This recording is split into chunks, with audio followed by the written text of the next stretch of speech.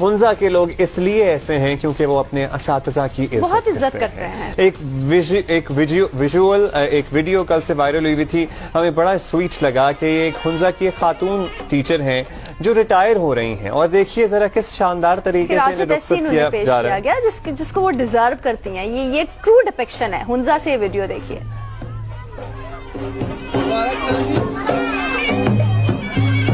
इर्द गिर्द लोग हैं, इनके फॉर्मर स्टूडेंट्स भी हैं, इनके करंट स्टूडेंट्स भी हैं, इनके कॉलीग्स भी हैं, बच्चों के वालिदैन भी हैं। एक जुलूस की सूरत में, एक जुलूस की लिटरली सूरत में और उन्हें पहनाए जा रहे हैं और इन्हें रुखसत किया जा रहा है। You know, this is the true depiction कि इनके हाथों से कितने ही बच्चे गुजरे होंगे, कितनों की ही जिंदगियां इन्होंने तब्दील की होंगी, कितने ही खानदानों के लिए बायस रोजगार बने होंगे वो बच्चे, कितने ही लोगों की जिंदगियों में तब्दीली लाए होंगे वो बच्चे। और इस कम्युनिटी को, इन लोगों को इस उस्ताद की खिदमत का इदराक है, एहसास है, सबसे बड़ी बात यही एहतराम है।